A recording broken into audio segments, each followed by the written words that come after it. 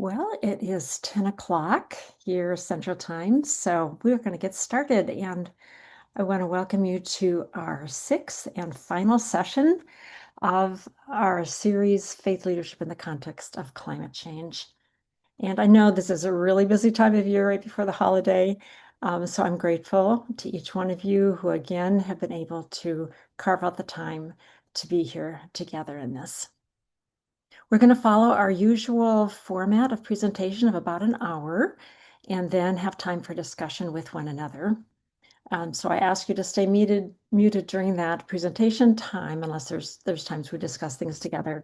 But then afterwards, please unmute yourself, make comments, ask questions, engage in discussion with one another. We're focused on pastoral care in the context of climate change, but we're also at the end of the series, so there may be other questions that you are wanting to ask about as well or discuss as well. I'm going to, okay. Yeah. So let me share my screen here. And again, you all can see that, right? Okay, great.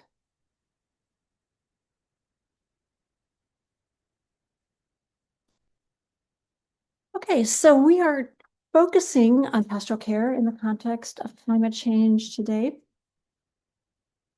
And want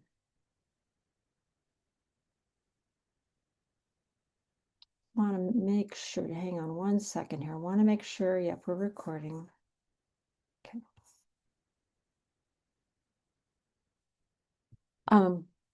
So with the heightened warnings about an increasing urgent climate crisis and experiencing more extreme events as they go on, more people are expressing anxiety and distress about these realities. So this is the context in which we are talking about pastoral care today. We've looked at this already and in some length, first with Dr. Lee Stearns, and then a little bit with Josh Richardson last or 2 weeks ago. And they've shown us graphs that are showing the increase of temperature and the increase of carbon dioxide going up together and spiking to unprecedented levels.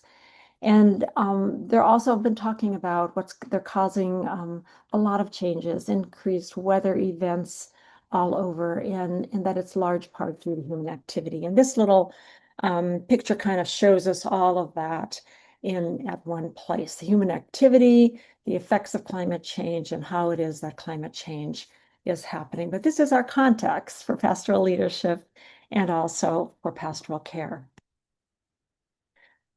Last time, Josh gave us a number of newspaper headlines, and this week there were more. The last couple of weeks, I have just a few that came in recently. There's been a few more than normal, maybe because of COP30 going on, but talked about how this year, 2025, is the second or third warmest probably after last year being the record, and sea ice and glaciers are in retreat. It talked about how the Amazon lakes have heated up to a temperature of 104 degrees and ended up in causing mass die-offs, including this pink river dolphin that you see here in this picture. And another headline said, we need to prepare for the disaster of flooding on our coastlines. That 8 United States are having twice the normal ocean sea rise and of about 6 to 8 inches higher just since 2010. Another headline said the glaciers are melting, 20% loss since the last time in 20 years where they were comparing it. And of course, this affects all sorts of things, including this is where a lot of people get their drinking water throughout the year as it melts, but it also can be flooding and sea level rise. There's the warning that Earth is nowhere where it needs to be to avoid catastrophic climate change.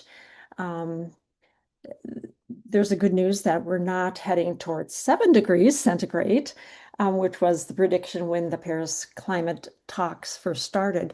but it's close to 3, and that is not really good news at all. And then in the midst of this, of course, we're getting news about this administration and how they're rolling back, all the climate protections or initiatives that were there. And in this past week, there was an estimate that all of those anti-climate actions on his part could mean the death of 1.3 million people. So this is a lot that we read in our news every day. There are solutions that can effectively address climate change, but they will require transforming the world energy and economy at a really unprecedented speed.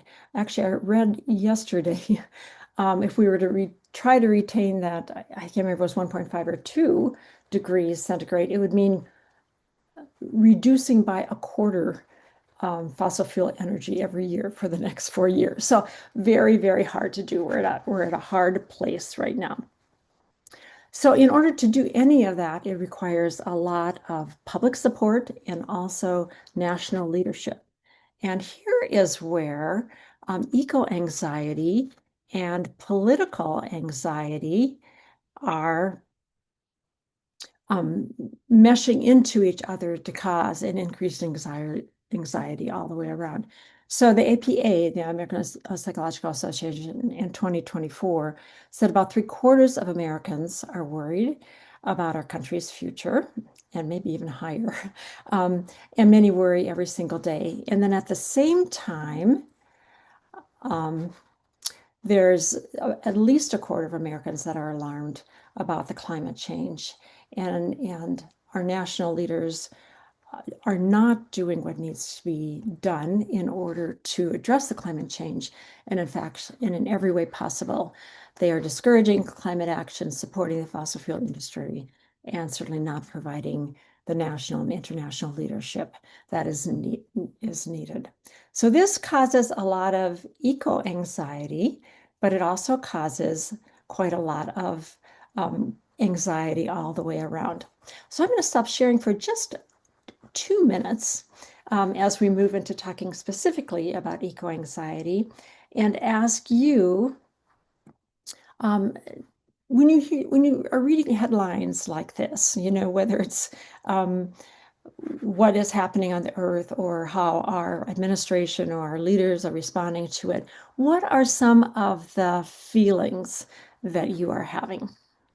Just unmute and popcorn them out. I feel overwhelmed and a sense of hopelessness. Sadness. Disappointment. Yeah.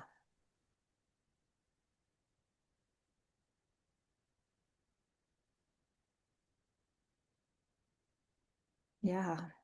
Lots of feelings. Sometimes hard to express them. Well, that's what we're dealing with today, is what to do about all of that's going on. And it causing us, but also those who we work with, to have a lot of eco-anxiety. So eco-anxiety can be described as the dread and helplessness that comes from watching the slow and seemingly irrevocable impacts of climate change unfold, and then worrying about the future for oneself, one's children, and one's later generations. There's a lot of feelings that go with this.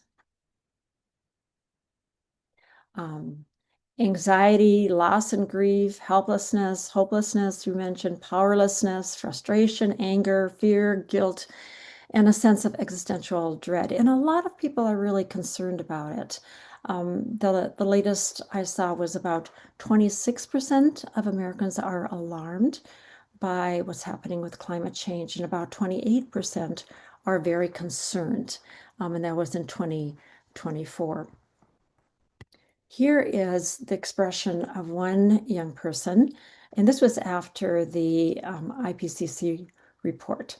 She said, "I felt a sense of impending doom, constant struggle to balance pessimism with optimism. I found it hardest to balance my anxiety about what we're all doing to this planet. I tried to read everything I could about the scenarios that could take place, and it took me to a very dark, dark place. I felt utterly paralyzed by the inevitability of it all and found myself thinking of a dystopian future in which society had broken down and we were left to fend for ourselves.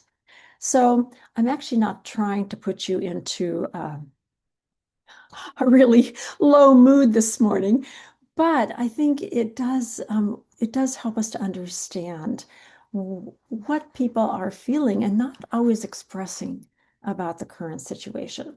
I'm particularly concerned about two population groups that seem to be struggling more, and that is young people and also women and couples who are of childbearing age. So a 2021 survey of about 10,000 young people in 10 countries indicated that 45% felt that climate distress was negatively affecting them. About half thought humanity was doomed, and about 39% said they were hesitant to have children. And then in a 2020 survey of Americans, 78% of Gen Zers and 70% of millennials said they do not plan to have children because of the climate change. Well, this is really startling, especially that 2020 survey. This is reported in a book that Britt Ray has written called Generation Dread, and she actually was part of this 2021 survey of doing that.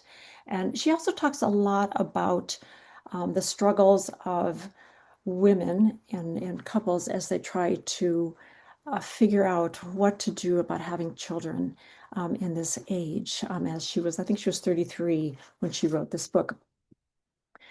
Some don't feel like it's morally right to bring a child into a chaotic world without a future, and others feel they shouldn't bring in a young person who will contribute another carbon footprint. So many childbearing age folks are struggling with this, deeply wanting to have their own children, but just not sure if they should do that. And this really is a profound injustice, according to psychologist Dr. Lisa Van Susteren. It's a natural and normal thing to deeply want to have children for many people and to feel that they can't do that because of the degradation of the planet is very unjust and difficult to bear. So before we get into how to care for others with eco-anxiety, um, let's talk a little bit about how we also need to take care of ourselves. As pastors and faith leaders, caregivers, chaplains, we're going to be asked to talk to people that are experiencing this. We're going to be asked to care for them. They may be disaster victims. Maybe they just had a hurricane, and we know that there's a lot of post-traumatic stress disorder and anxiety and depression that comes with a major event like that. Some of those we will need to be interacting with and caring for are right on the front lines, maybe climate scientists or activists. And there are a lot of theological and spiritual questions that get raised by this whole issue. And so it is quite natural that perhaps people might be wanting to talk to us as well. But in the process of us talking with people and being with people that are having a lot of climate anxiety, it is easier for us to feel our feelings about it. We're not able to maintain what is called disavowal, which is kind of a defense mechanism, whereby one knows intellectually that climate change is real, but one doesn't fully experience emotionally what that means. But when we're with people that are really feeling emotionally what it means, we also might feel that a little bit more. And so this means we just need to be attentive to caring for ourselves and work on our own capacity to be more resilient. And this means being self-aware and attentive to our own inner experience, how we're feeling. It's not an issue that we can really maintain a lot of distance or be dispassionate about. It affects us too and those we love. And we can do what we would do for others, which is to witness and validate our own painful feelings rather than to push them away or to minimize them. These feelings are understandable. Others are also feeling these feelings who are daring to look at the reality of this crisis. I think it's helpful to understand a little bit the waking up syndrome that has been described by Sarah Edwards and Linda Buzzell to understand the stages that people typically go through as they become aware of the gravity of the climate crisis, both to understand our own reactions and to help others who are going through them. There is, first of all, denial, in which people kind of deny the existence of climate change, or they see it as a normal fluctuation and not significant, or there figures that there's no need to worry about it because, the scientists will take care of it. So just people can go on with life and not really pay attention to it very much. And then comes stage two, which we call semi-consciousness. And here there's a vague sense of, of growing anxiety as news coverage and evidence of the climate crisis continues. They may dissociate their worries, or they may even express anger toward people who discuss climate change and kind of project their discomfort onto them. Stage three is when there comes a moment of realization, when something breaks through that defense and those denial and brings to full consciousness the gravity and the reality of our climate crisis. This could be the release of a major scientific report, as it was for me back in 2018. It could be personally experiencing the impacts of climate change, like being involved in a hurricane or some other major event. It could come from watching a documentary about climate change. But suddenly there's a recognition that climate change is indeed occurring, and it's going to dramatically change our lives and cause a lot of suffering.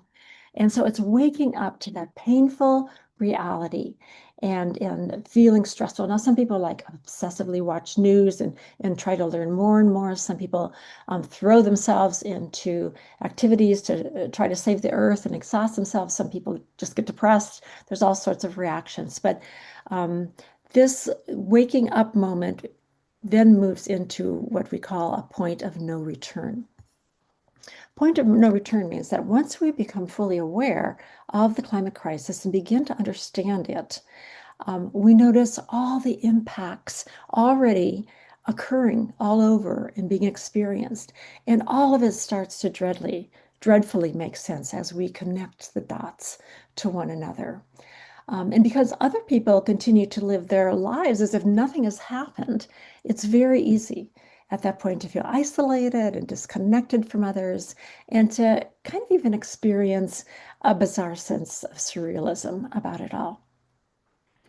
Stage five for many is despair, guilt, hopelessness, powerlessness that gets set into motion as we realize we can't seem to stop climate change. We see it spiraling out of control, and we realize that we humans are responsible for what is happening. And along with this, there's often a lot of guilt and despair and grief.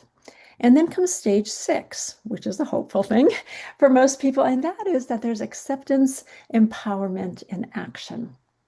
At this point, one is freed from having to do the impossible and save the world, and freed to take constructive and creative, responsible action that will contribute towards sustaining important aspects of life. We may not be able to save the whole world and reverse climate change, but we can do some things that will make it have less negative impact. And doing our little bit to reduce what we can also then results in reducing psychological distress. Taking a stand renews our sense of agency and dignity, and doing what we can to live a sustainable lifestyle decreases very often our sense of despair. So reflecting on this pattern a couple of years after they wrote it up, Sarah Edwards continued to talk with people, and she said, actually, there's a wider variety to this waking up down in stage six and after. Some people become really engaged activists. Some just keep relying on positive thinking. Some burn out and numb out, or resign themselves, and some just get distracted by other problems. So it does take some intentionality to stay at this positive stage 6 level of engagement, of hopefulness, and of actually doing something to affect the situation. So now we're at the point of talking about how do we care for people that are experiencing eco anxiety.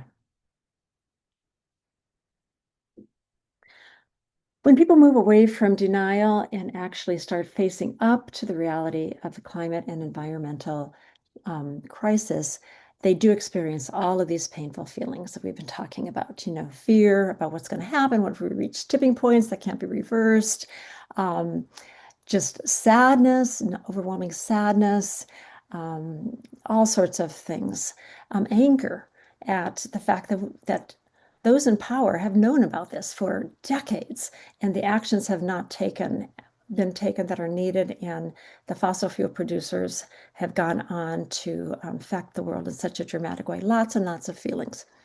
And so what is needed in the situation, what is the best thing or the most helpful thing is to provide a safe space to talk about all of these distressing feelings. If there is no one and no place to talk about this and to be taken seriously and not to just be dismissed and quieted, um, and if no one is actually even talking about climate change, which can easily happen in our churches, I fear, it can make a person feel very isolated and alone and down, and perhaps even feel a little bit crazy because they're feeling all these things and it looks like everybody else is just going on as normal.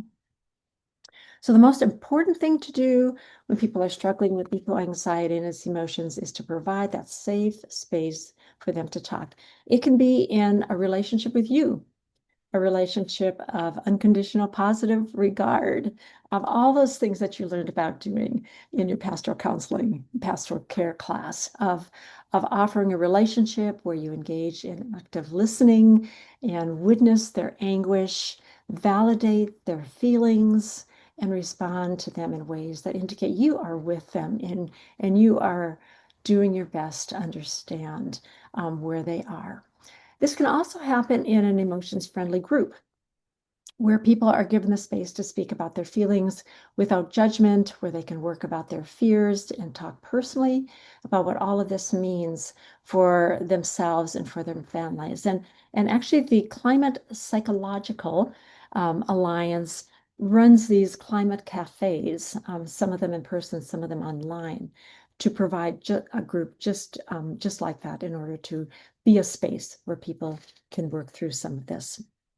We can also, if we have a number of people in our congregations or agencies that are struggling with this, getting a group together that has this non-judgmentalism and acceptance can also be a really helpful thing to do because they're finding other people, and that itself is very comforting. It involves active listening, validating feelings, and then taking them seriously without offering false reassurance that everything is going to be okay. They know that everything is not going to be okay. And so that doesn't help at all to be told that.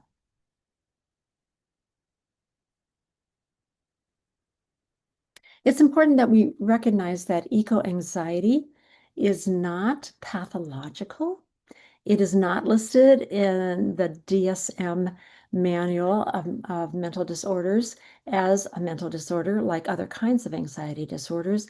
It's an understandable reaction to a realistic assessment of the magnitude of this environmental challenge. And it's a normal reaction to an abnormal and threatening situation. So it's reasonable to be worried, to grieve, to be scared, to be angry. All of those things are pretty reasonable. And in fact, it's a sign of connection and attachment to the world that people are. So we should not pathologize what Britt Ray calls a moral emotion, a moral emotion that emerges out of accurately understanding the severity of the climate and planetary health crisis and the injustice of it all. However, without the opportunity to adequately work through these emotions, they can intensify to a degree that people do slide into a clinical depression or an anxiety disorder. On the other hand, if they are able to process them and work through them and get to a better place, these very emotions can be the fuel to energize work on behalf of the world. In fact, how these intense feelings are attended to greatly affects the ability to bring about a more just and healthy world.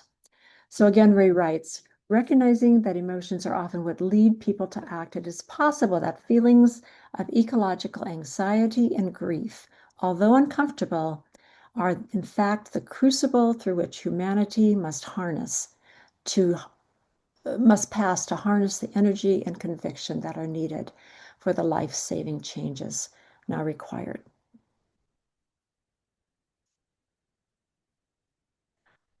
Joan Baez once said, action is the antidote for despair. And there's a lot of truth in that, actually, especially when it comes to climate crisis. Taking actions to address what is causing a lot of stress does make a person feel better. Acting on our values to bring about change in the world brings some relief to the dis-ease that we feel in living out alignment with those values. It engages us in groups where we find similarly concerned people, builds connections. And therefore, one thing that we can do to help people who are struggling with this is not only to help them reduce their own greenhouse gases, but also to help them connect with groups that are working on climate action in the larger society. However, as we do that, we need to be attentive to not moving people too quickly from eco-anxiety to only activism, because it may not be sustainable for them if they've not learned how to manage their own eco-distressing emotions, and that then can result in burnout. Ray again writes, activism on its own is not the antidote to despair. Acknowledging our feelings and connecting with others who share them alongside taking action is. So, in order to maintain a sustainable psychological health, we need genuine connections with others and authentic conversations about the emotional impacts of climate crisis that we're experiencing. So, this internal work and social support is really essential to sustainable climate action.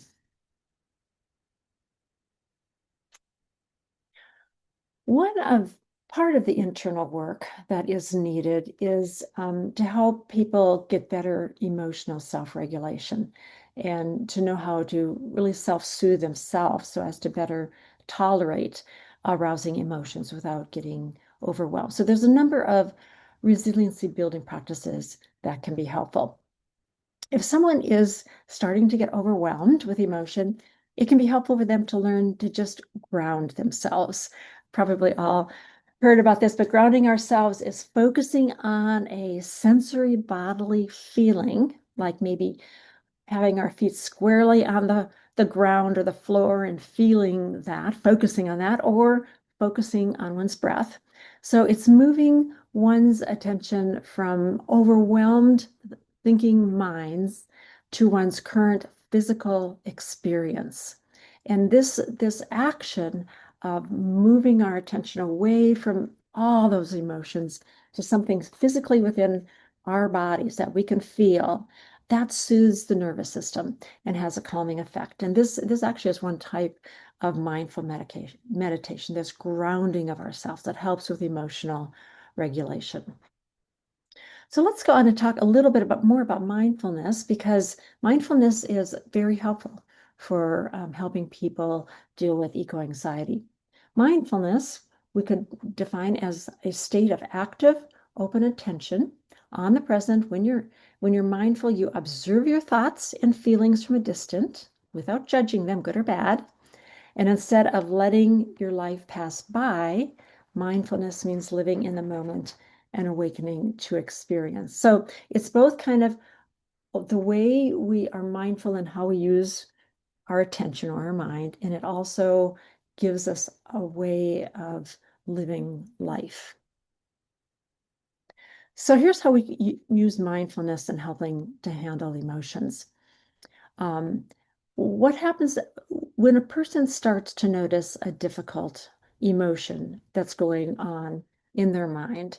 Um, if, if they're able to notice it and put a little bit of space around it. In other words, they're noticing it. They're not totally engulfed in it. They're noticing that they're having, but they put space around it. Then that helps to decrease the amount of negative reinforcement that would otherwise be going in from our mind. And putting space around it, it can then be approached with some compassion and some curiosity to understand it better and be able to name it. Now, this stepping outside of our feelings enough to notice what they are and then name them jumpstarts again the executive or the thinking function of our brains, and it calms the emotional or limbic system.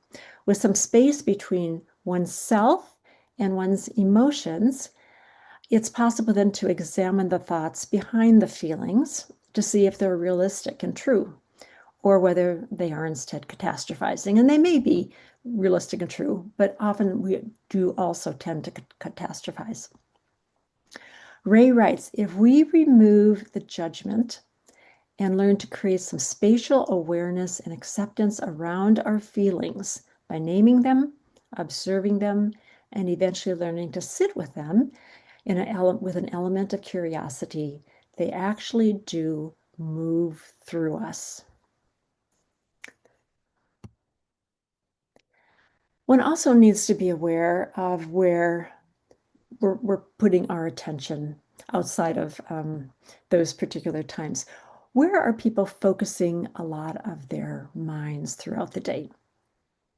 So there's often news that's alarming, as we already talked about. It's easy to spend way too much time doom scrolling and feeling more distressed with every alarming story we read. We can encourage people instead to balance out those alarming stories by reading other types of literature that are uplifting or that take our thinking elsewhere, like poetry or novels or spiritual reading. And we can also encourage them to look for positive news stories. There is a lot of good things, hopeful things that are happening too. I do notice that they're not as often in the news, and so it does take some work sometimes to find those. And one place I do find those is in this Climate Action Now daily email newsletter that comes out. So here's a couple of things that came out recently. On November 20th, they always focus one thing a day. And then they give you an action to do regarding it. But on the 20th, they were focusing on how heat pumps are advancing across America.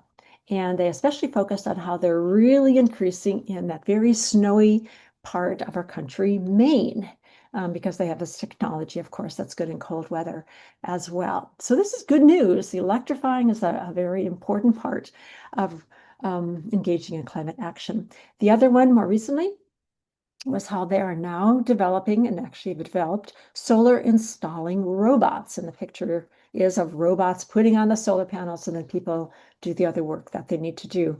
But by using them, the installation and cost and time of installing a solar system or a farm, it could be reduced probably by about 50%, which would mean lower cost of energy. So these two things are very good news. And don't you kind of have more of a positive feeling after hearing about this versus hearing the other news items that I started our time together with? So, where are people focusing their attention? How can we encourage them to focus it not only on what the bad that's happening, and not only on the climate crisis, but on a lot of other areas of life as well? They also need to focus on what they can do rather than what they can't control. And I'm always interested in the story or the life story, really, of the astronaut Scott Kelly. He was up in space for almost a year in a really stressful kind of situation, doing different things at the space station.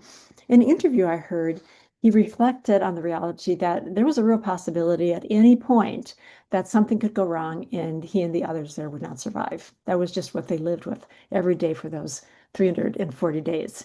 But he did not let his mind wander down that road of catastrophizing. His strategy for handling this intense pressure was to focus on those things he could control and to ignore what he could not control. So he used the energy that is naturally elicited by a stress response to address the problem at hand and to discipline his thoughts in a way that resulted in his being able to handle that highly stressful situation that he lived in for a long time. The other thing is to focus on one thing or maybe two things or just a few things at a time and make a difference there rather than trying to do everything at once. There really is so much we can do. And so we'll talk about that a little bit as we go along here, some of the things. But if we can focus, see, what is that's really calling us to focus on that so that something is accomplished and our mind is not just scattered everywhere, that also really helps us to do better. There's a spectrum of feeling of levels of eco-anxiety. Some people have a very mild um, eco-anxiety, some upsetting feelings, but they're reassured. This, of course, affects how we care for people, where they are on this spectrum. Some people have a moderate amount, they're upset, but they still believe solutions can be found. Some have much more significant, they're experiencing daily distressing feelings that are harder to handle. They have little confidence that solutions will really be enacted. They're starting to make bigger lifestyle changes, maybe deciding not to have children. Group activism, however, can help them manage some of this anxiety. And then there's this severe level where eco-anxiety is actually becoming much less manageable. People are worrying about it so they can't sleep or they have difficulty functioning. They're really not able to enjoy life much at all. They're feeling really hopeless. And because the stress of eco-anxiety, if it's severe at this level, is really hard on body, mind, and spirit, it can lead to a clinical depression or an anxiety disorder or handling it in a maladaptive way and get into substance abuse or even self-harm.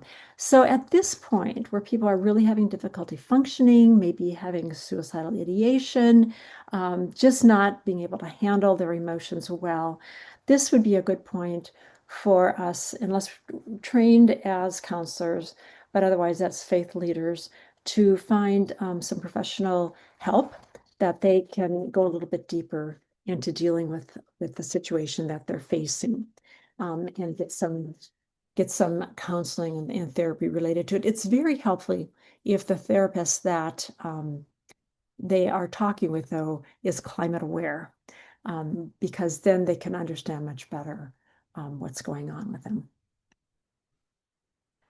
Along with anxiety is climate grief.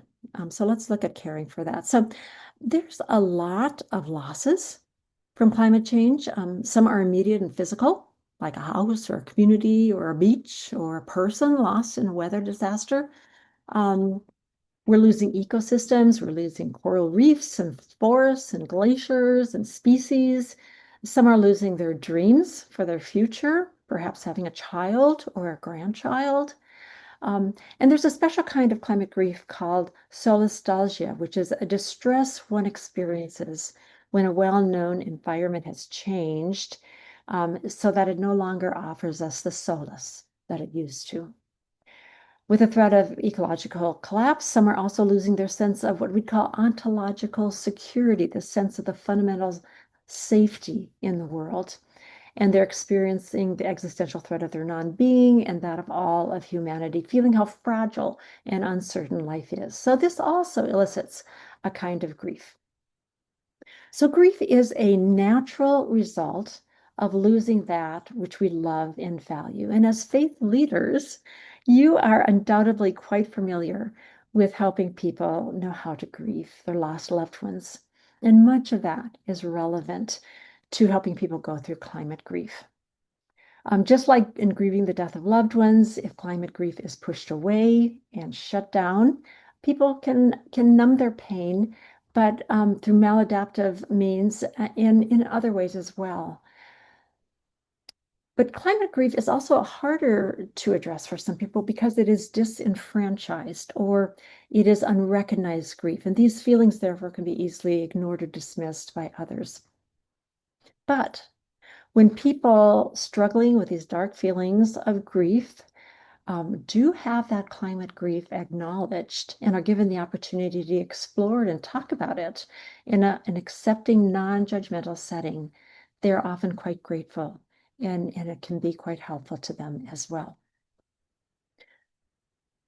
So psychologist Rosemary Randall has I think taken some of the tasks of grieving you may have heard other people talk about, and she's put it in the framework of climate change. And she would say that these are the tasks of grieving, the things that people go through as they're grieving climate change. Um, they need to accept the full reality of the losses from climate change in both intellectually and emotionally. They need to move past the various forms of denial, and they need to grasp that we are really fighting for our lives now, work through all the emotions that are caused by that reality.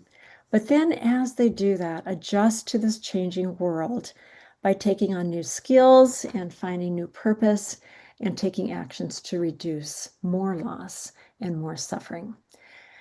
And toward the end of this task of grieving is to reinvest all of that emotional energy that's being spent on grieving, reinvest that energy back into the world. Um, or the Good Grief Network's 10-step program has devised or brought together what they call 10 steps to resilience and empowerment. And this is kind of copying the 10-step programs that are for a lot of things. But this is also an online group, the Good Grief Network, and there are online groups that people can be a part of. But here are the steps that they would say people go through in dealing with grief. There's the step of having to accept that, accept the severity of the predicament. It helps to accept that as we hear other people talking about it, but it also helps to feel better and less alone when we do hear other people talking about their fear or their anxiety or their sadness. So that helps with acceptance, but being in a group makes it much more bearable. We need to be with uncertainty. It's difficult to live with uncertainty and not be able to control the outcome during these unpredictable times. So the key is to simply be here and now and stop living in the future, the uncertain future. 3 is to honor my mortality and the mortality of all. So this is confronting that existential reality in which we live. Each of us will die, as will all living things. That's true whether there's climate change or not. Um, and that reality invites us to be fully alive and present today, even as we do grieve the great dying that is occurring because of climate change and working to protect it. Then we need to do that inner work that we've been talking about to deal with and process that full range of feelings with courage, but not being consumed by them. 5 is developing awareness of our biases and perceptions. This kind of has to do with mindfulness. By observing our thoughts instead of identifying as them, and by noticing our bodily sensations, we can choose how we are going to react. And then we move on to practicing gratitude and witnessing beauty and creating connections. These are practices that build resilience, that help us be present to where we still are, to experience joy and to create meaning in the midst of all of this. We need to take breaks and rest. And with sufficient self-awareness, we'll know when we need to step back and regroup rather than pushing through. We need to grieve the harm we have caused. Part of the climate crisis is dealing with our own guilt of being part of the problem and our involvement in being involved in these unjust systems and holding ourselves accountable and considering what we can do to make amends.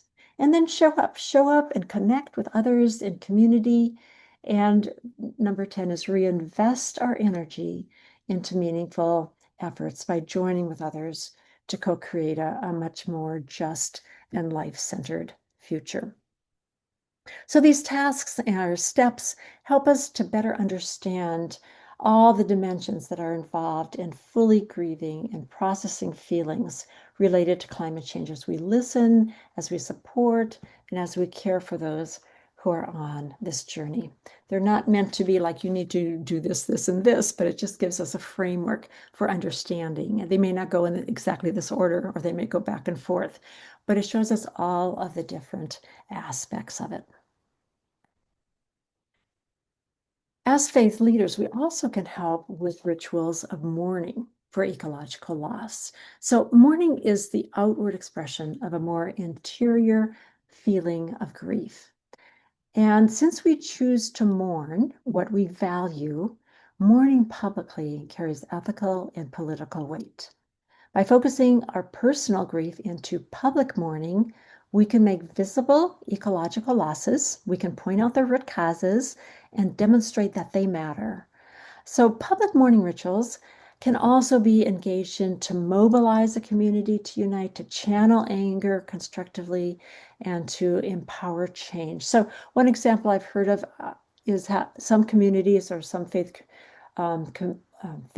congregations within those communities have come together to have a remembrance day for lost species and have public rituals related to that. And it says that it matters, and it says that what is being lost is of value and unites people into some kind of action potentially. A third emotion that goes with climate eco-anxiety is climate guilt. So this is especially true perhaps for those of us who live in the United States, because historically it is the nation that has emitted the greatest amount of greenhouse gases and is currently producing the greatest amount of fossil fuels. Even with our best efforts to change our personal lifestyles to emit less greenhouse gases, the whole US economy is fossil fuel based, and our lives intersect and participate in those systems almost unavoidably. Consider how almost everything we buy is encased in plastic, which is made from fossil fuels, or how the food system typically uses fossil fuels throughout the whole agricultural production, transportation, refrigeration, all the way through. This puts us in a position of being complicit in supporting systems that are polluting the planet and easily results in us feeling guilty, even though it's difficult to do otherwise. And in addition, there are intensive carbon activities that we may be able to avoid, but we want to do them and we choose to do them anyway. And this may result in moral struggle and guilt. It may be helpful to realize that research shows that about 71% of the world's greenhouse gases since 1988 have come from only 100 companies, and that just 25 fossil fuel producers are responsible for half of global emissions. So the problem is far bigger than our personal emissions, but major polluters have tried to focus the attention on personal carbon footprints so that the attention stays off of them and what they are doing. This being true, I think we can stop judging ourselves so harshly and let go of guilt that is simply making us feel bad about ourselves and not being helpful. However, feelings of guilt can also motivate us to better behavior and to recognizing that we are responsible for our part. And whatever we do in our personal lives and homes to reduce emissions, if we reduce them, it'll contribute to us feeling less guilt. So faith communities have been traditionally had ways of dealing with guilt, right? And so we can use those also with climate guilt. The opportunity to privately talk about climate guilt, to confess one's personal complicity and struggle, to receive expressions of grace, along with encouragement to action that more closely aligns with one's values. All of that can be helpful in kind of the tradition of confession. or to publicly acknowledge feelings of climate guilt in worship services and being offered the opportunity for public confession and the receiving of assurance of God's continuing love can offer relief and comfort. It can be also helpful to be part of a community where we know that others are struggling with the same ongoing guilt of participating in that which is contributing to the Earth's warming. Let's talk a little bit more about how we can help people with eco-anxiety get engaged in doing their part to address the climate crisis. Because again, we've said that action is important. I think one thing that is very helpful is to gain knowledge of solutions. Maintaining hope and gaining the energy to do something depends on our knowing what those solutions are and what we should do.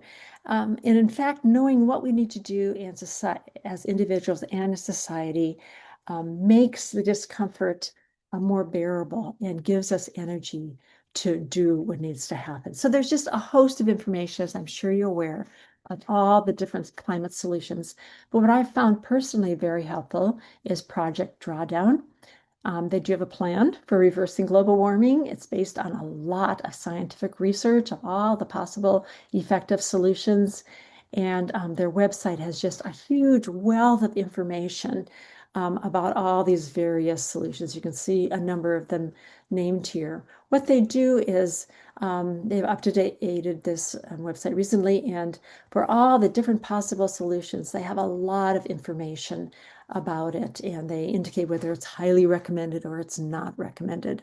They as well have something called Shift, which is a interaction online opportunity for people to see. You plug in a little bit of information about yourself in it. It shoots out some of the top things people can do for themselves that can result in the most effective impact. So there's a lot that can be really helpful with this. We can also nurture an active hope. Hope is really important. It's hard to do anything without hope, right? But sustainable hope involves action. Hope is not optimism. Optimism kind of pushes out negative feelings, and hope has room for grief. But in the face of climate change, it moves forward anyway. Um, so active hope involves acknowledging the magnitude of the challenge, firming up intentions, and then engaging in actual actions that will have an impact. And it requires being aware of that tangible path forward with specific interventions that will impact climate action. So Macy here has written a lot about active hope, but we can help people gain greater hope by understanding what they can do that will make a difference. Part of that, they can get that also by joining a group that is working on climate action. We really can't go alone on this. We'll get too discouraged and we won't know what to do. But being a part of a group that's learning about it and working for climate change brings encouragement and inspiration, shared information, and joint action. So relationships with others can help us handle what would otherwise be overwhelming feelings and keep going. And actually, find quite a lot of joy in the midst of that as well as we're building new friendships. Encourage people to also engage in action that makes a difference in their own communities. Right after I heard and kind of woke up to the climate crisis, I was involved in a drawdown group, was studying drawdown. And so that was so helpful to learn about the solutions, to make plans on what could be done, to engage with other people that were really concerned. I think it really helped me not go deep into the negative emotions at that point, but just be energized to do something. Well, the same people that were leading that drawdown group that I was a part of, they went ahead and they met with the local city leaders of Kansas City metro area, 130 of them, and explained drawdown and the solutions and all of that. And those local efforts, they went on to develop a metro-wide climate action plan, and they are quickly moving to devise and implement a lot of important policies in our metro areas, called Climate Action KC.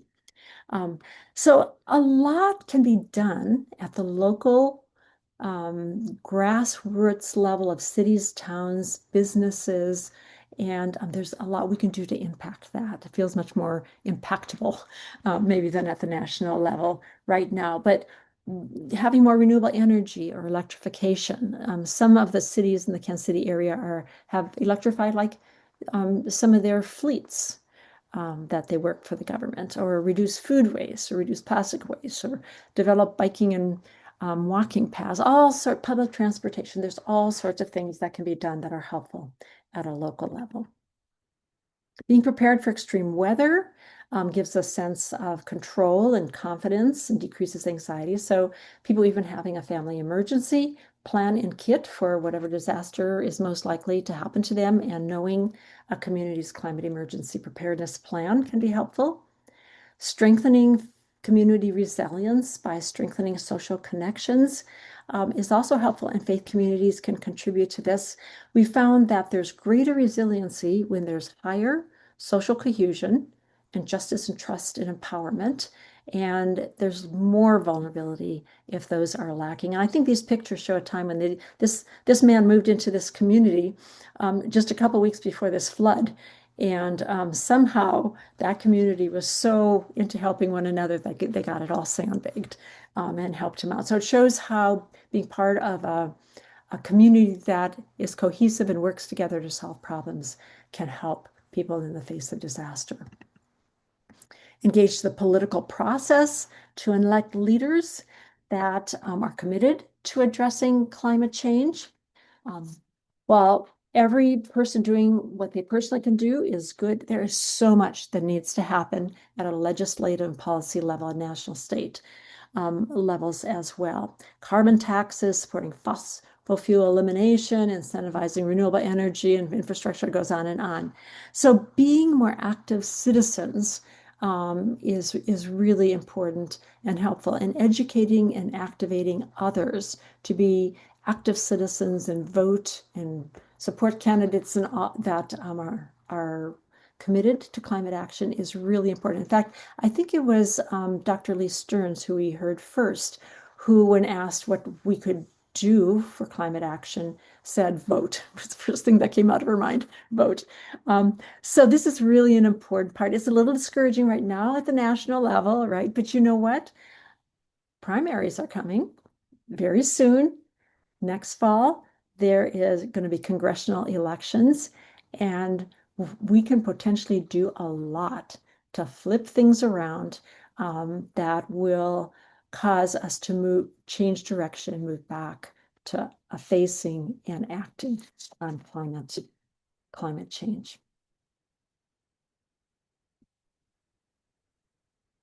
And then we can make personal changes for a sustainable lifestyle. There's a lot we can do.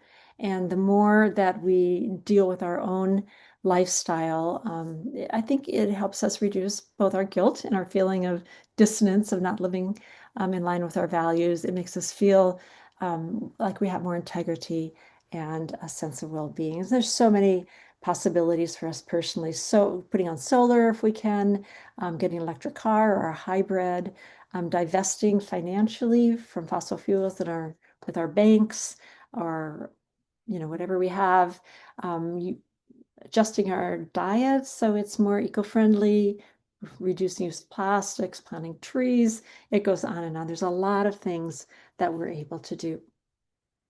I want to just talk a little bit more.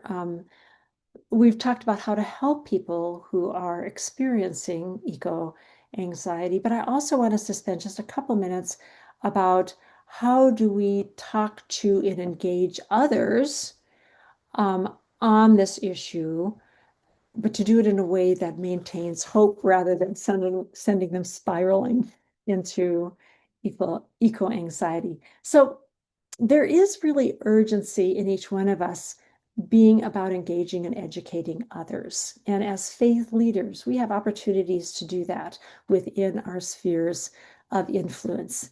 People tend to stay in denial till something happens that kind of jolts them out of it, like maybe a storm. But we can't just wait for that to happen. We really need to help people get on board to understand how serious this is. But it does require thoughtfulness and care so as not to overwhelm people with eco anxiety. So what do we do? Um, so we need to, what we don't need to do is to focus on catastrophic predictions that instill fear in people. So that pounds through people's denial defenses, but people utilize that denial for some reason that we just need to kind of understand and respect. This is true also like when someone dies, we don't just pound through the loved one's denial if they're having some trouble accepting that. There's reasons denial is there. So just focusing on the bad things and scaring people is not helpful. Instead, we need to address the subject with hope that comes from a place of faith and also from the knowledge that there are solutions to address the problem and we have everything we need to do them. As people gain this awareness and therefore anxiety, um, and therefore anxiety about the climate crisis, is there a little bit, we need to know how they can get specifically involved in something. So move them quite quickly from learning about it to being engaged in addressing it at the same time that we give them opportunity to talk about it. Simply increasing fear is not helpful.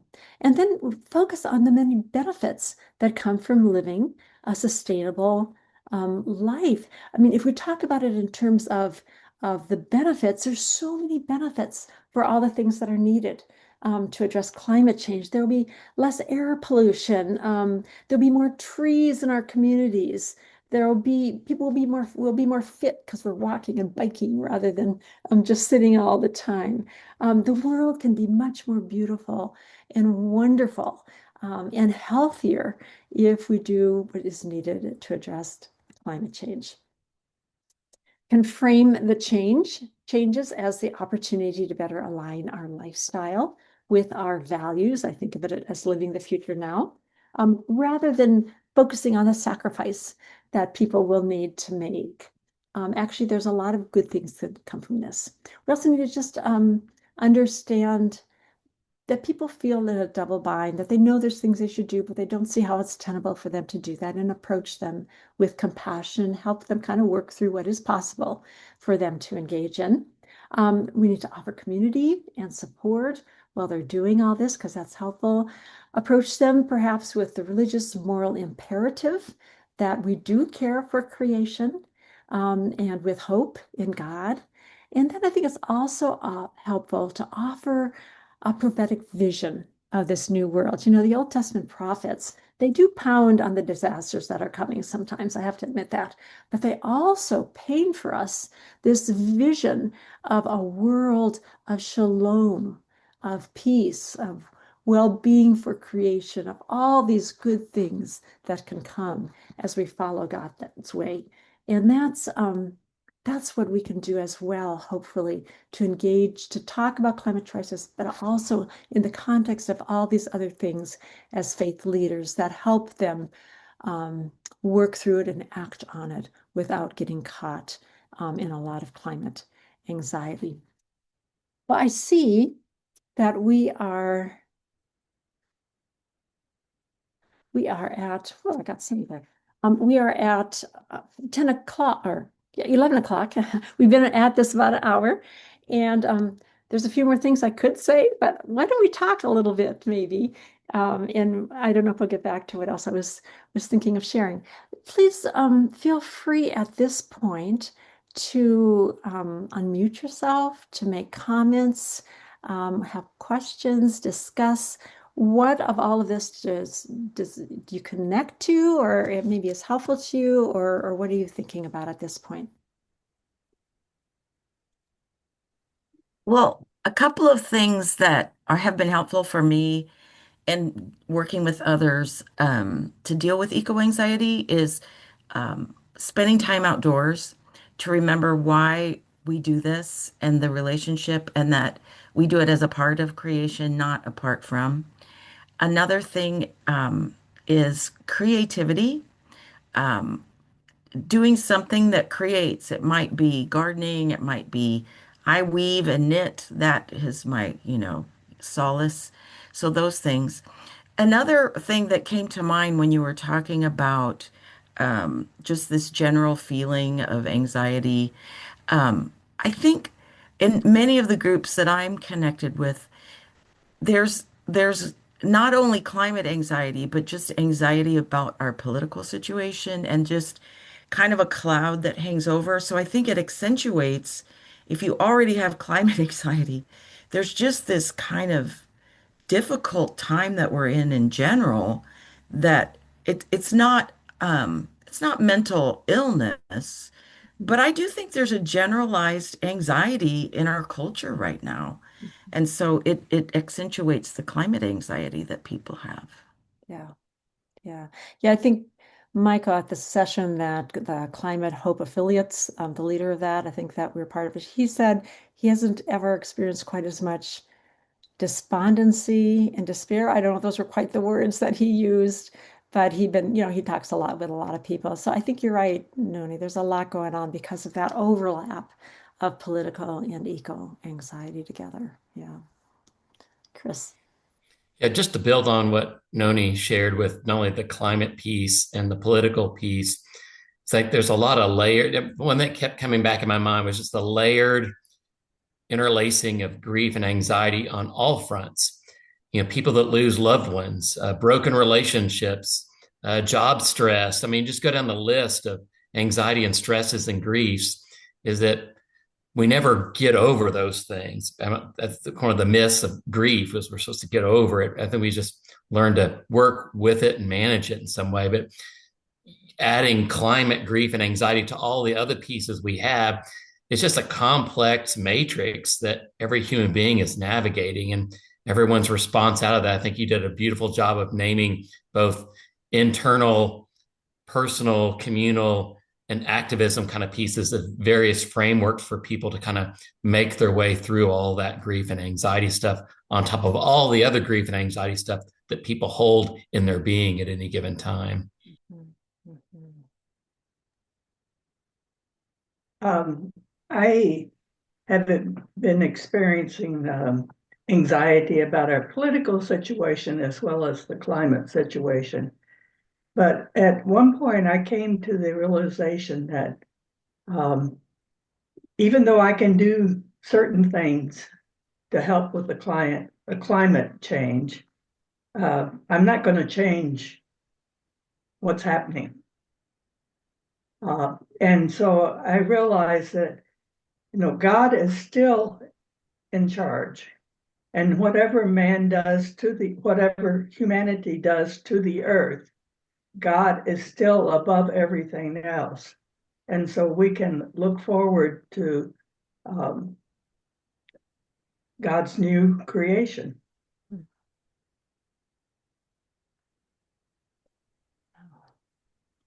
Placing ourselves in God's care. Yeah. Yeah. Any other thoughts you have right now? Well, the other thing, sorry, my camera's not working today, but the other thing that is a struggle that I always struggle with from the pulpit is, as you look out there, there are folks who are at so many different levels of need for care, right? You have some folks that are, like the whatever 80% of the Gen Zers who are like, this is the worst possible news, and if you're not doing, 50 hours a week of climate activism, then you're not doing enough. And then you've got folks who, are in the middle and want to do something but aren't sure what to do. And then, there's probably a few deniers in the seats as well. And so trying to figure out how to balance that with one 20-minute message, right, is one of the challenges. But I appreciate the all that you gave today, Ruth, because it feels like some helpful like a checklist to go back through the sermon to say, okay, if I adjusted this, if I approached this, if I heard these people, is there this concern that's been named? So I really appreciate this. Thanks, Ruth. Yeah, you express well, I think, the dilemma of many faith leaders to try to care for the group when there's such diversity. Yeah, yeah. let me share a little bit more, um, go over my 1 hour here, into a little bit of our discussion time, because the next thing I did want to share, and I'll go through it rather quickly, but it is some other things that we can do to self-care, to build self-care and resiliency. Um, and and this we can do for ourselves, but really it's also how we can teach others we're working with at the same time. Noni has mentioned one with nature, which was mentioned also by Dr. Wheeler earlier. But let me share just a little bit more, and I'll move through them quickly, because I think we can be helping in some of those areas. So can you see that okay? Yes? Yes, we can. Okay. I can. Good, very good. Thank you. So one is to encourage self-compassion in ourselves, but help other people give themselves self-compassion, not to be so hard on ourselves, because we tend to be hard on ourselves when we're stressed, or we don't think we're doing enough, or we're hard on ourselves for feeling what we're feeling. But self-criticism increases the stress reaction, whereas self-compassion reduces anxiety and the stress and the depression, and increases life satisfaction. So Dr. Kristen Neff has done a lot of research on self-compassion. She talks about self-compassion being self-kindness rather than self-judgment, it being about recognizing that what we experience is just part of being human, common humanity, rather than feeling so isolated by ourselves in our distressing feelings. And she emphasizes mindfulness rather than over-identification with negative feelings, that these three components together can help us being self-compassionate. And so she offers, and she has a whole website, she offers a lot of different kinds of meditations or something. This one she calls just soothing touch, which is when people are feeling a lot of, anxiety, is just to comfort yourself, I guess. Here, this woman's giving herself a little hug, or you can put your hand over your heart, or just something that tangibly notices your own distress and offers yourself some comfort, if you will, or to take a compassion break, as she calls it, when you're noticing that hard feeling is, or self judgment feeling is coming up, to just pause, to say to oneself, this is a moment of suffering, or this is really hard, to acknowledge that suffering is part of living, that all people are going through this as well. And then to say, may I be kind to myself, and just be taking a moment to intentionally pay attention, to recognize how hard it is, and to recognize this is part of the human condition, and then to offer gentleness and kindness to ourselves. Now, if you're interested in that, then go to Dr. Christine Nell's website, Self-Compassion. You just write self-compassion, and there's a lot of other kinds of things that she has there. I hate to say this, but exercise is also something that really is a helpful stress reducer, because stress, anxiety, all of these things, they just dump a bunch of adrenaline and cortisol, stress hormones, into our system. And exercise helps to use those up and leave us physiologically calmer. So if we're able to get some aerobic exercise and really just some good, nice walking, and especially with the nature, which is what I have chosen, is really helpful. Sleep is really helpful. We are not at our best if we don't get enough sleep, and it's hard to when we're so busy.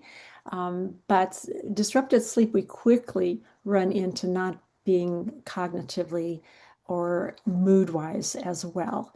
Unfortunately, stress alters the structure of sleep a little bit, so we need to keep working on the stress management, as well as giving ourselves the break of getting enough sleep.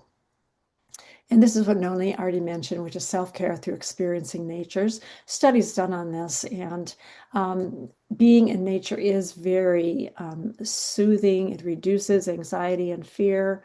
And 95% in one study saw that their mood improved from being depressed, stressed, and anxious to more calm and balanced. So there's a lot of renewal that can come through nature, not only just for being a part of it, but it also can draw us back toward God because we see in nature the source of life and beauty. And so it can draw us outside of ourselves to the other creatures or to the source of life or just to the wonder of all of it. Mindfulness we have mentioned as an important part of being able to handle the emotions. So I want to talk just a couple more minutes about that as well, because if we practice mindfulness and build some mindfulness practices or meditation into our life, it will also help us be more resilient, and it'll help those we help be more resilient, because then at those times when we need it to deal with like those overwhelming emotions, as I talked about earlier, we will be prepared. We will already have that structure in place, and we're easily be able to manage emotions when they're overwhelming. So John Kabat-Zinn says mindfulness is the awareness that arises by paying attention in a particular kind of way, on purpose, in the present, and non-judgmentally. And I think this is kind of helpful to realize the effects of practicing mindfulness. One is we become more aware of how our minds work, because how our minds work is that we tend to be biased toward the negative. This comes out of kind of our evolutionary development, I guess, where we're always looking for threats, right? And so our mind really quickly picks up the possibility of threats and focuses on that. So and then gets our nervous system ready to react. So when we're mindful and have kind of watched how our thoughts go, we recognize that there's a bias toward the negative. Furthermore, there's a bias toward not being present. Very often we go through life worrying about the future, regretting about the past, thinking about what we're anxious about, and not even kind of know what we're doing, where we are in the present. So the only folks in this picture that are present is that little kid and that animal, right? Everybody else is worried. Also, what happens with practicing mindfulness is we start to notice our thoughts and be able to watch them or be a little distant from them, but not react. So all those things in the past that we can feel bad about, or all those things in the future that we could worry about, we are able to let them go much more and be present right now in the present. And what that helps us do is to notice the small joys of life, whether that's the flowers that are in our garden, or, I couldn't resist putting in a picture of my granddaughter, right? Or the beautiful little people we are around once in a while. We can notice these joys that are all over our life. The bird song, all over, if we're kind of mindful about that. It also focuses our attention in a quieter mind. If our mind is just going around and around and, all these different things, people tend to not feel as good because we tend to be ruminating. But if we've quieted our mind through this kind of mindful meditation, then we actually are much more peaceful. And therefore, mindfulness can help us handle stress. We notice earlier that we're stressed. We have the skills to calm ourselves down. And then because we're able to manage those emotions better, we make wiser choices instead of reacting to them. So just a few of the practices. Diaphragmatic breathing, we're probably all aware of, is just breathing, belly breathing slowly, just concentrating on that. And we can do this when we're feeling kind of anxious, and it helps to calm down our nervous system. There is a mindfulness meditation, which again starts with some big breaths, but then your breathing goes kind of back to normal, and you focus either on that breath or the sacred word. And when your mind chatter starts up, you go back to that word to regain mental focus. You can name the thoughts, the feelings, the sensations, but then let them drift away and just have that focus, stay on that focal point. And that kind of, we learn to calm our minds. Or, centering prayer, which is basically mindful meditation, but having chosen a sacred word to really focus our mind on and become engaged with. And the same thing, letting go other thoughts and just focusing ourselves right there. And then, to end with prayer. And Contemplative Outreach is a website that can tell you more about that. I'm jumping too quick. Mindfulness can happen throughout the day. We can have little pauses. Just take a few minutes to take some big breaths or to notice some things that are around us. Or especially if we're heading into a stressful meeting, to just take a little time to do just a few minutes of, deep diaphragmatic breathing, or a mindful meditation of just a few minutes. Taking time out for theological reflection, I think, is important. All of this is challenging to our theology. Now, Dr. Greg Hunt helped us with some of this, but I think it helps us be more at peace if we've done some of that theological work, so we're at peace with our understanding of where God is in the midst of all this crisis, and why is it going the way it is, and how does that fit with Scripture and all of that. So giving ourselves some space, and actually, the existential crisis can most successfully be met with spiritual faith. So this involves recognizing the only time we really have is right now. There are no guarantees any of us have for the future. Life involves living with this continual existential threat anyway. And so we can spiritually face and accept this, and then be calmer and treasure life, the life we have, the days we have, the months, the years, to make it more precious. Now, some of you may have had the opportunity as faith leaders or as family members to be with those who are dealing with their life being shortened from just some kind of diagnosis. And perhaps you have found that those persons have seemed to be able to, once they've accepted that diagnosis and that reality, they make every day count. They do the things that are meaningful. And there's a certain kind of freedom or gratefulness for the time that they have. So accepting death and living with uncertainty while grieving the losses can actually diminish the fear and dread and enable us to live better, and really relax into our spirituality. And then also to nurture gratitude. So Jim Antle, who's written Climate Church, Climate World, and one of the forefronts of faith leaders working on climate change, Bill McKibben wrote about him as being cheerful, insistent, relentlessly loving in his approach. But Jim says, the spiritual discipline that has most shaped my life is the discipline of gratitude. Every morning, gratitude is my first waking thought. Gratitude to God for one more day to serve, to encounter incomprehensible beauty, one more opportunity to inquire and testify, one more chance to see and bear witness. It is spiritual. It is the spiritual spirit of gratitude that allows me to keep on. So that's a sense of wonder. This is the season of gratitude, right? It is a way of acknowledging the goodness of life, recognizing that it comes not from ourselves, but from others, and just feeling very thankful. And when we're grateful, it promotes savoring of life. Life is full of goodness, and it enhances well-being and diminishes negative feelings. And so, especially maybe this Thanksgiving week, this is my last slide, and it is to encourage us to live mindfully with gratitude, to ease gently into our days, noticing the goodness that is there. Take time to notice the small things, maybe on our way to work, the flowers outside, the bird song, the breeze. Give yourself time not to rush.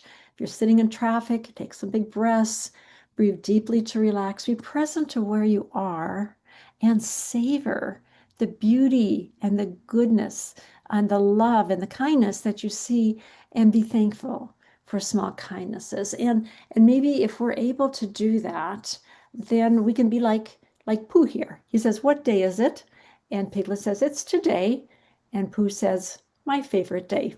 Maybe every day can be our favorite day, if we approach it with gratitude. So those are a few kind of practices to build into our lives, to encourage other people to build into their lives. Maybe not directly related to climate change, but they can give us the self-care and the resiliency and help in handling some of the emotions that we will deal with ourselves and that others that we care for will deal with as well.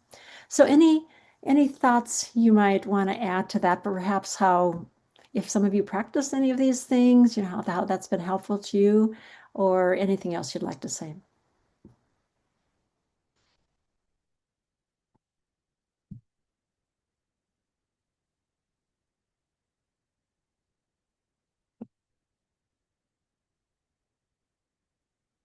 Nothing. It's been a lot, hasn't it? So thank you. I know. Well, I just want to Yeah. thank you, Dr. Rosell, for ending on a positive note. One thing I've noticed about people in climate spaces is that in the midst of all of everything to the contrary, people who are involved in climate work have a sense of positivity about what is happening in the world and our ability to make change and to do something about it. And so I appreciate that you brought that in there, and I really like that Winnie the Pooh quote. Good. Thank you, Michael. And I just want to thank you not only for today, but this whole series. It has been wonderful. I every time has been just spot on. So thank you for all your work, Ruth. I am so grateful. I learned so much.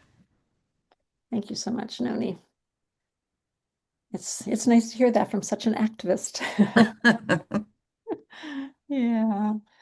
Well, thank you. Sue, you were going to say something? Yeah, I just, we all talked about the anxieties a few minutes ago, and then you add on the anxiety of small churches who are just trying to continue to function. And so I have spent a good deal of time showing people some of the somatic exercise to reduce, bodily anxiety. And so I appreciate that you shared some of that today. And yes, I have learned a ton. And I think from a practical perspective, as a pastor, you have given some really good tools to help me understand where people are in my own congregation, right? Because part of the pastor's job is to exegete the congregation and to try and understand how to approach them in various ways. And I like to find little hopeful stories about what people are doing to reverse some of the damage that's been done. And so I feel like I'm on the right track, but I've also gained so much from this series. And so I say thank you as well. Take a walk, everyone. Yeah.